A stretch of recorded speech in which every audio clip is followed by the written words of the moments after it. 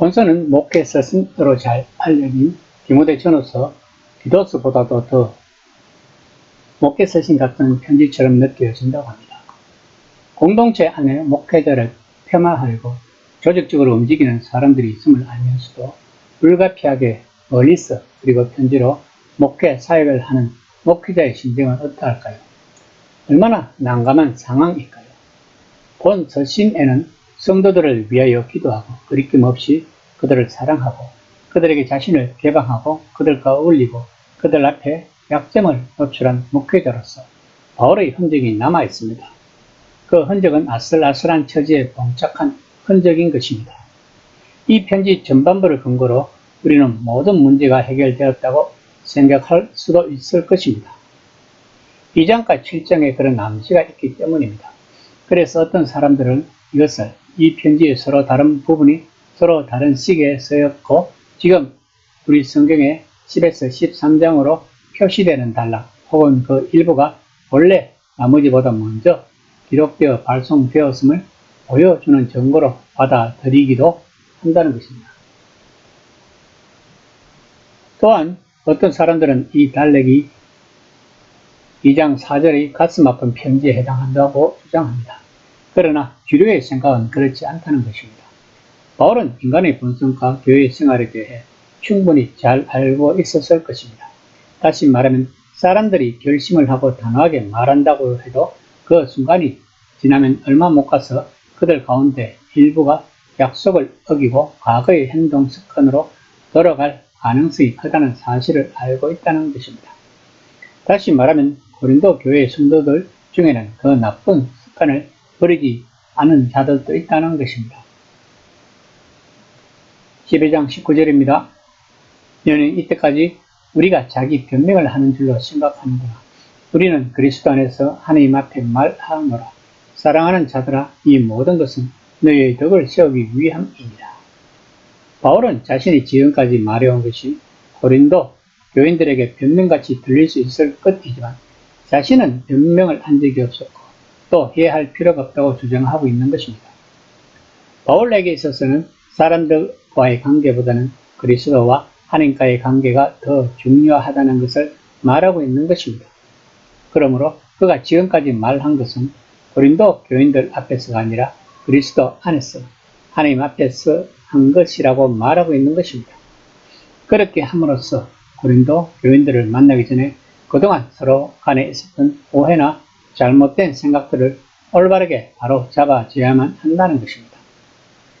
12장 20에서 21절입니다. 내가 갈 때에 너희를 내가 원하는 것과 같이 보지 못하고 또 내가 너희에게 너희가 원하지 않는 것과 같이 보일까 두려워하며 또 다툼과 시기와 분쟁과 당 짓는 것과 비방과 수군거림과 거만함과 혼란이 있을까 두려워하고 또 내가 다시 갈 때 내 하나님이 나를 너희 앞에서 낮추실까 두려워하고 또 내가 전에 죄를 지은 여러 사람이 그 행한 바 더러움과 음란함과 호색함을 회개하지 아니함 때문에 슬퍼할까 두려워하노라. 본문에서 나열하고 있는 목록들은 7장 5에서 16절까지 바울이 했던 말과 다른 사건이 일어났다는 것이 아닙니다. 고린도 교인들을 바울을 따르고 있고 그의 도착을 고대하고 있다고 말했고 바울은 그 점에 대해 의심을 품지 않는다는 것입니다. 하지만 대다수의 성도들은 바울의 말을 거스르지 않지만 그 중에 일부는 오래전에 버려야 할 온갖 일들을 계속 은밀하게 하고 있을 수 있다는 것입니다.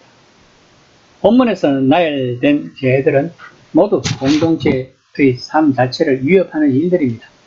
그런데 이런 죄들이 지도자의 말을 듣고 하루아침에 사라진다는 것은 불가능하다는 것도 바울은 잘 알고 있었다는 것입니다. 바울은 두 번째 방문했을 때 고린도 교인들의 분열과 당쟁, 험난한 제약성을 보고 큰 충격과 심각한 상처를 받고 돌아왔던 것입니다. 그 후 디도가 가서 상황을 어느 정도 호전시켜 놓았지만 이번에 갈 때 전에 죄를 지은 사람들이 해결치 않을까 두려워하고 있는 것입니다.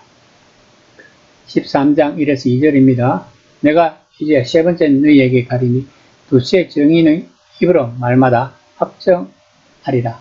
내가 이미 말하였거니와 지금 떠나 있으나 두 번째 대면하였을 때와 가기 전에 죄지은 자들과 그 남은 모든 사람에게 미리 말하노니 내가 다시 가면 용서하지 아니하리라. 본문에서 바울은 막연히 범죄의 문제를 처리하지 않고 두세 정인의 입으로 확정시키는 모세의 율법에 따라 죄를 확정하겠다는 태도를 밝히고 있습니다. 바울은 두 번째 방문 때 그들의 부도덕한 행동을 보고 놀랐을 뿐만 아니라 사도권 등의 문제를 얻고 적지 않은 마찰을 빚었던 것 같습니다.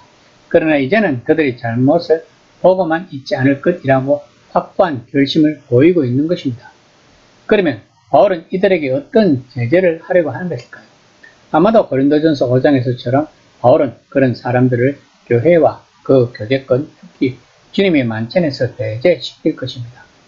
물론 여기에는 교회의 구성원 대다수의 동의와 협조가 필요할 것입니다. 그래서 바울은 신명기 법률을 인용한 것입니다. 13장 3에서 4절입니다. 이는 그리스도께서 내 안에서 말씀하시는 증거를 너희가 구함이니 그는 너희에게 대하여 약하지 않고 도리어 너희 안에서 강하시리라. 그리스도께서 약하심으로 십자가에 못 박히셨으나 하나님의 능력으로 살아계시니 우리도 그 안에서 약하나 너희에게 대하여 하나님의 능력으로 그와 함께 살리라. 본문에서 말한 메시아는 약한 모습으로 십자가에 달리셨지만 하나님의 능력으로 살아계신다는 것이 바울이 하는 모든 일의 기초인 것이라고 말하고 있는 것입니다. 극단적인 약함과 영적인 능력과 신비한 호랍이 메시아 안에서 역사하시고 자기를 통해 말씀하신다는 확실한 증거라고 말할 수 있는 이유가 그 때문이라는 것입니다. 그 약함과 강함의 조화가 교회의 지도자들이 잘 조화롭게 행사해야 할 것입니다. 너무 강함을 강조하다 보면 그의 폭군에 가까운 권력을 성도들에게 행사할 수 있고 너무 약함을 강조하면 사악한 행동에 대해 어떤 징계도 행하지 못하는 나약함의 지도자상을 보여줄 수 있을 것입니다. 이 시간 나는 과연 약함과 강함의 조화를 잘 이루고 있는지 한번 생각해보는 시간이 되었으면 합니다.